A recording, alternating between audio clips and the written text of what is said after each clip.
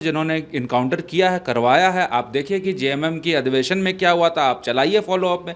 JMM की अधिवेशन में इस तरह का बयानबाजी किया गया था, यानी कि ये पॉलिटिकल मर्डर है। इनकाउंटर में भी सामने सीना से गोली लगी हुई है। इनकाउंटर में सामने तो सीना में गोली लगा, वो भाग रहा था तो सामने में सीना में गोली कैसे लगा। धर्मांतरण के खिलाफ आवाज़ उठा रहा था और सूर्या हंसदा लगातार जेएमएम सरकार और वर्तमान सरकार के खिलाफ आवाज़ उठा रहा था, तो वहाँ पर लोगों को बातें खटकने लगी। ये साजिश दिख रही है प्रशासन का और इसके पीछे जो भी सफेद पोल है। बड़ा आदिवासी नेता बन जाएगा तो लोगों ने चाहा कि इसका पॉलिटिकल जो है इनकाउंटर किया जाए, पॉलिटिकल मर्डर कराया जाए। मैं इसको इनकाउंटर भी नहीं कहता, पॉलिटिकल मर्डर कहता हूँ। कोई भी राजनीतिक कार्यकर्ता, कोई सामाजिक कार्यकर्ता जो जल जंगल जमीन के लिए लड़ाई लड़ेगा, कोई भी राजनीतिक कार्यकर्ता आदिवासी हितों की आवाज़ उठाएगी, सरकार के विरुद्ध में बोलेगा, तो निश्चित रूप से कहीं ना कहीं कोई फर्जी केस लगाए जाते हैं। पुलिस प्रशासन तो पहले दिन से ये प्रयास कर रही थी कि इसका इनकाउंटर हो जाए, और दुर्भाग्य कहिए कि जो इस तरह की घटना घटी और एक भी पॉलिटिकल आदमी ने इस पर कोई बयानबाजी नहीं की, चाहे जेएमएम हो, कांग्रेस हो, राजद हो। तो से ये सामाजिक और एक आदिवासी उभरता हुआ चेहरा वहाँ उभर रहे थे, जल जंगल जमीन की लड़ाई लड़ रहे थे,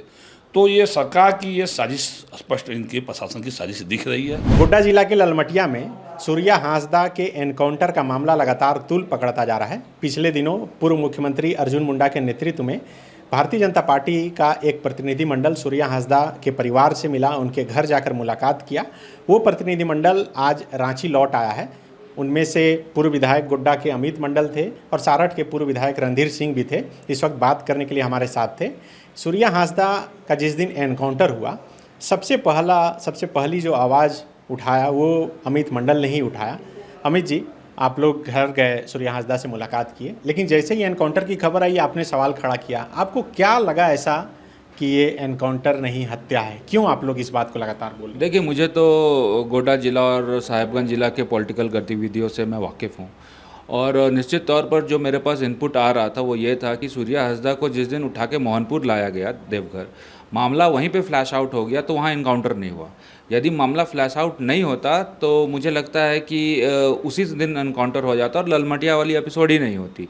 तो पुलिस प्रशासन तो पहले दिन से ये प्रयास कर रही थी कि इसका इनकाउंटर हो जाए, और दुर्भाग्य कहिए कि जो इस तरह की घटना घटी और एक भी पॉलिटिकल आदमी ने इस पर कोई बयानबाजी नहीं की, चाहे जेएमएम हो, कांग्रेस हो, राजद हो। और जब उनका बयान नहीं आ रहा था इस इनकाउंटर को लेकर, तो मुझे कहीं ना कहीं ऐसा लगा कि दाल में तो कुछ काला है। जब मैंने ग्राउंड रियलिटी से पता करने का प्रयास किया तो मुझे फिर मामला स्पष्ट हो गया कि किस प्रकार से सूर्या हांसदा जो वहाँ पर बांग्लादेशी घुसपैठियों के खिलाफ आवाज़ उठा रहा था। सूर्या हांसदा वहाँ पर गिट्टी, बालू, सीमेंट, चहरी की जो काला बाजारी थी उसके खिलाफ आवाज़ उठा रहा था। सूर्या हांसदा वहाँ पर धर्मांतरण के खिलाफ आवाज़ उठा रहा था, और सूर्या हांसदा लगातार जेएमएम सरकार और वर्तमान सरकार के खिलाफ आवाज़ उठा रहा था, तो वहाँ पर लोगों को बातें खटकने लग गई थी। और जब लोगों को बातें खटकने लग गई थी और उनको ऐसा लग रहा था कि एक बड़ा आदिवासी नेता बन जाएगा, तो लोगों ने चाहा कि इसका पॉलिटिकल जो है इनकाउंटर किया जाए, पॉलिटिकल मर्डर कराया जाए। मैं इसको इनकाउंटर भी नहीं कहता, पॉलिटिकल मर्डर कहता हूँ।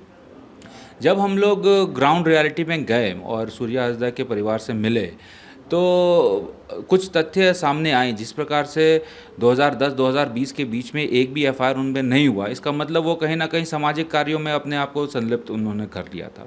2020 के बाद महागठबंधन की सरकार ने उसने 2-3 फर्जी इनकाउंटर्स पे फर्जी कार्रवाई एफआईआर उन पर दर्ज की, और फर्जी एफआईआर में भी नेम्ड एफआईआर कभी नहीं था उस पर। तो डायरेक्ट इनडायरेक्ट तरीके से उनको फ्रेम करने का काम हमेशा पुलिस कर रही थी। तो इसके हिसाब से अब देखा जाए कि सूर्या हांसदा तो रडार पे, पुलिस के रडार पे थे, सरकार के रडार पे थे, लेकिन मामले में एफआईआर में कभी भी उनका जो है डायरेक्ट नाम नहीं आया था। उसके बाद जब गिरफ्तारी हुई तो बिना वारंट के गिरफ्तारी हुई, और उसके बाद जो इनकाउंटर हुआ तो वहाँ के परिवार का ये कहना है कि उन पे पहले जलाया गया, फिर उसके बाद इनकाउंटर की। तो वहाँ पर अर्जुन मुंडा भी पहुँचे थे। अर्जुन मुंडा ने कहा कि इसका दूसरा सबसे अच्छा तरीका होगा कि हम लोग इसका फिर से पोस्टमार्टम कराएं सबका। तो ये भी चर्चा हुई वहाँ पर। फिर हम लोगों ने उसके जो सूर्या हांसदा स्कूल चला रहा था, उस स्कूल में भी हम लोगों ने देखा 350-400 बच्चे हैं वहाँ पर जो पढ़ाई कर रहे हैं, कई अनाथ बच्चे हैं। भारतीय जनता पार्टी ने उसमें भी कहा है कि निश्चित तौर पर सूर्या हंसदा की निशानी को हम लोग बंद नहीं होने देंगे और Bharatiya Janata party as a party जो कर सकती है, जो बन पड़ेगा, इस स्कूल को चलाने में अपना सहयोग करेगी। तो आप लोग क्या एसपी या पुलिस प्रशासन के लोगों से भी मुलाकात की, उनसे कुछ? देखिए, पुलिस प्रशासन एसपी से अब मुलाकात करने की क्या आवश्यकता है? अब तो कोई आवश्यकता ही नहीं है, क्योंकि पुलिस प्रशासन एसपी तो लगातार इस चीज़ को डिफेंड कर रहा है कि नहीं, इनकाउंटर सही था।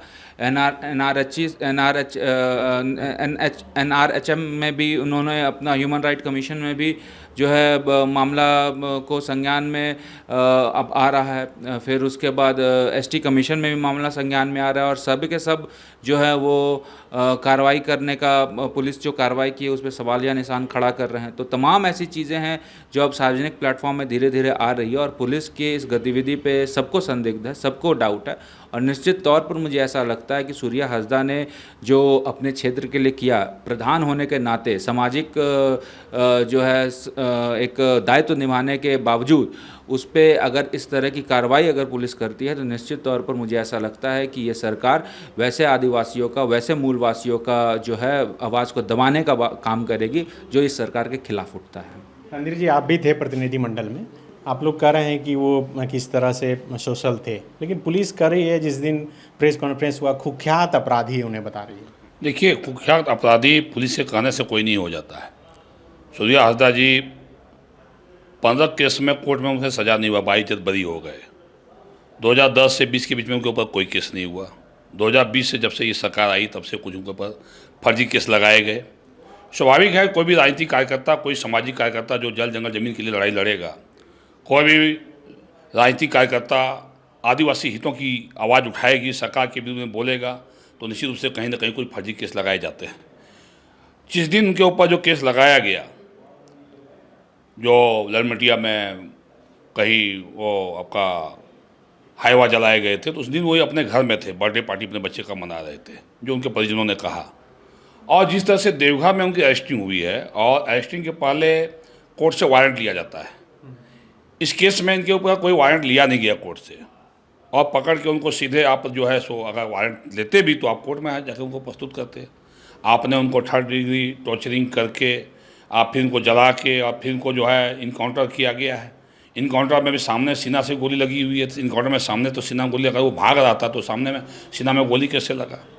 जिस तरह से वहाँ पे ये साजिश है, कहीं ना कहीं ये साजिश दिख रही है प्रशासन का, और इसके पीछे जो भी सफ़ेद पोश हैं या जो भी पत्थर कोयला या कोई भी माफिया हो जो इसके अंदर प्रशासन से मिला हुआ है, ये सारी चीज़ें हम लोग लगातार जो प्रतिनिधिमंडल वहाँ अर्जुन मुंडा जी के नेतृत्व में गए, जो आदरणीय बाबूलाल मंडी जी ने टीम बनाई, और कल हमारे नेता प्रतिपक्ष और राष्ट्रीय प्रदेश अध्यक्ष बाबूलाल जी भी कल वहाँ जा रहे हैं। और हम लोग अपनी रिपोर्ट भी पार्टी को कल यहाँ प्रस्तुत करेंगे अपना। हम लोग से लेकर बैठक है, हम लोग का कल अर्जुन मुंडा जी के नेतृत्व में प्रदेश कार्यालय में समीक्षात्मक बैठक है इसको लेकर। तो ये कहीं ना कहीं वहाँ जाने के बाद और जिस तरह से वहाँ से आदिवासी भाइयों से बात करने के बाद, परिजनों से बात करने के बाद, पूरी वहाँ की आवाम कह रही है कि इनको फर्जी इनकाउंटर करके मारा गया है। कहीं ना कहीं वहाँ जो है लोगों को दिक्कत हो रही थी, जो माफिया लोग हैं उनको इनसे परेशानी हो रही थी। ये जो वहाँ के आदिवासी हितों की आवाज़ उठा रहे थे, जिस तरह से इनकी शोषण गतिविधियाँ चल रही थी शिक्षा के क्षेत्र में, जो इस तरह से वहाँ जो जिन बच्चे का माँ बाप नहीं है, ऐसे गरीब बच्चे को, आदिवासी बच्चे को 350 से 450 के बीच बच्चे को ये सारा चीज़, रहने की व्यवस्था, खाने की व्यवस्था, फ्री में सारी सुविधा देकर बच्चों को पढ़ा रहे थे। उन बच्चों का अब क्या होगा? और जिस तरह से ये सामाजिक एक आदिवासी उभरता हुआ चेहरा वहाँ उभर रहे थे, जल जंगल जमीन की लड़ाई लड़ रहे थे, तो ये सरकार की ये साजिश स्पष्ट इनके प्रशासन की साजिश दिख रही है। और इसीलिए भारतीय जनता पार्टी ने मांग किया है कि आप राज्य सरकार, हेमंत सरकार, इसको स्वतंत्र एजेंसी से जांच के लिए, सीबीआई जांच के लिए अनुशंसा करे। सीआईडी जांच से वहाँ के लोगों को, हम लोगों को, किसी को भी इस पर विश्वास नहीं है, क्योंकि पुलिस ने फर्जी इनकाउंटर किया है और सीआईडी में भी पुलिस के ही लोग रहते हैं। तो इसलिए राज्य सरकार का तोता होता है सीआईडी, तो राज्य सरकार का तोता से क्या पुलिस के विरुद्ध में जांच करेगी? वो तो निपापोती होगी। इसलिए पूरे मामले को स्वतंत्र सीबीआई एजेंसी से जांच कराकर और दोषी पर कार्रवाई हो, प्रशासनिक पदाधिकारी पर कार्रवाई हो, जो सफ़ेदपोश या माफिया इसके पीछे हैं उनको सजा मिले और उनके परिजन को न्याय मिले, उन बच्चों को न्याय मिले। ये भारतीय जनता पार्टी की मांग रही है। संथाल परिणाम है, आप देखें कि लगातार आदिवासी चेहरा कोई अगर उभरने का प्रयास करता है तो उनको ये सरकार दबाने का प्रयास कर रही है। पिछले दिनों भोगनाडी में आपने देखा होगा कि हमारे सिद्धू कान्हू जी के वंशज, शहीद के वंशज के साथ जिस तरह से लाठीचार्ज हुआ, उनके साथ मारपीट हुई, FIR दर्ज किए गए। उस केस में उनको दबाने का प्रयास किया, मंडल मुंह को, उनकी आवाज़ को दबाने का प्रयास किया गया।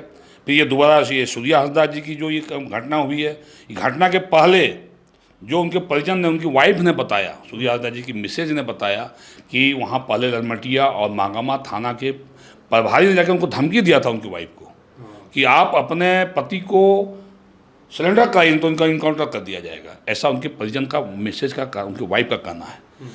और इन्होंने कहा भी, जवाब भी दिया कि हमारे पति बीमार हैं, अगर कोई वारंट है तो दिखाइए, हम लोग सिलेंडर करा देंगे, स्वस्थ होने दीजिए। स्वयं वो बीमार था, उसके बाद भी इनको पकड़ के लाख के और रात के अंधेरे में इनकाउंटर किया गया। ये तो कहीं ना कहीं बहुत बड़ी आवाज़ दबाने का, ये संथाल परगना आदिवासियों की आवाज़ दबाने का ये प्रयास है, और ताकि वहाँ माफियाओं के विरुद्ध, वहाँ के मशीनरी के विरुद्ध, वहाँ जो बांग्लादेशी घुसपैठिया के विरुद्ध में कोई आवाज़ नहीं उठा सके। तो ये एक बहुत बड़ा षड्यंत्र हम लोग को दिख रहा है। इसीलिए भारतीय जनता पार्टी का प्रतिनिधिमंडल ने, हम लोग ये मांग को, CBI जांच की मांग को हम लोग आगे लेके जाएंगे।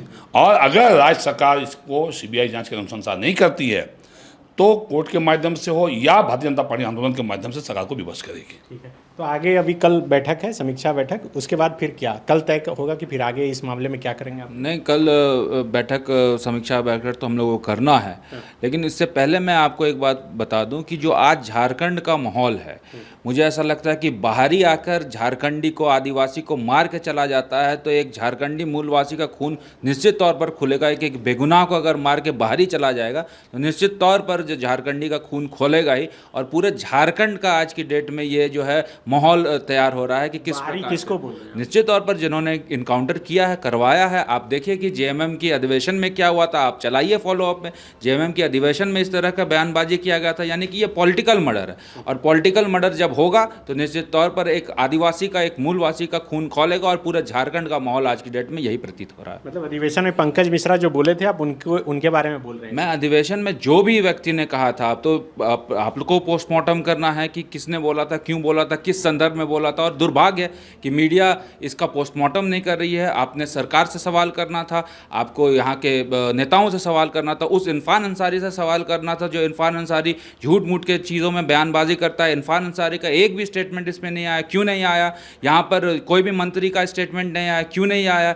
यहाँ पर सत्ता पक्ष का हो या आप समझिए कि सामाजिक संगठन जो सत्ता पक्ष के साथ खड़ा है, एक भी व्यक्ति ने इस पर स्टेटमेंट नहीं दिया। आप बताए तो कम से कम इनकाउंटर सही है या गलत है, ये तो कम से कम बताए। ये भी आप नहीं बता रहे हैं। अंबा प्रसाद ने कहा है कि किस प्रकार से पुलिस मशीनरी का इस्तेमाल किया जा रहा है, तो कहीं ना कहीं ये डायरेक्ट इनडायरेक्ट तरीके से सरकार पर सवाल है कि सरकार आखिर कर क्या रही है। सरकार अपने इशारे पे ऐसा काम कर रही है जो कहीं ना कहीं आदिवासी और मूलवासी की भावना के विपरीत है। और ये सरकार सिर्फ और सिर्फ आदिवासी और मूलवासी का सेंटिमेंट लेके वोट प्राप्त कर रही है। लेकिन एक मूलवासी होने के नाते मुझे ऐसा लगता है कि बाहरी द्वारा जो यहाँ पर अतिक्रमण हो रहा है झारखंड में, उस चीज़ को यहाँ का मूलवासी आदिवासी कभी बर्दाश्त नहीं करेगा। तो अभी विधानसभा का सेशन भी होना है, तो आप प्रदेश अध्यक्ष और नेता प्रतिपक्ष जी से चाहेंगे कि सदन में भी ये आवाज़ गूंजे? बिल्कुल, सदन में बिल्कुल हम लोग नेता प्रतिपक्ष आदरणीय पद जी से बात भी करेंगे। और जो भारतीय जनता पार्टी के हमारे चुने हुए विधायक जो सदन में आए हैं, जोरदार तरीके से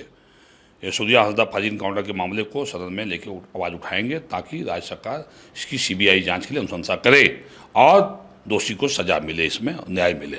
23 वर्षों के सफर में 17,000 से भी अधिक छात्रों ने डॉक्टर एवं इंजीनियर बनकर भरे सफलता की ऊंची उड़ान। जहां साधारण छात्र भी झारखंड टॉपर्स बनकर बना रहे इतिहास। दूरदर्शी शिक्षाविद श्री विपिन सिंह के मार्गदर्शन में मेडिकल एवं इंजीनियरिंग के लाखों छात्रों के लिए आशा की किरण के रूप में गोल नेशंस लीडिंग इंस्टीट्यूट। सरकारी परीक्षा की तैयारी का सबसे भरोसेमंद नाम NIBM। अच्छा कोचिंग ढूंढ रहे थे तो फिर गूगल में ही बताया कि यहाँ का रेटिंग भी बहुत अच्छा था। पुरुलिया से आए हैं यहाँ पर कोचिंग करने के लिए। NIBM के बारे में मेरे एक भैया हैं जो पिछले साल ही बैंकिंग यहीं से प्रिपरेशन किए और इस बार IBPS PO में सिलेक्शन लिए। मेरा अभी फाइनल सिलेक्शन हुआ है RRB PO में, उत्तर बिहार ग्रामीण बैंक में। मेरा फाइनल सिलेक्शन RRB PO में हुआ है। NIBM, thefollowup.in. Like, share and subscribe. www.thefollowup.in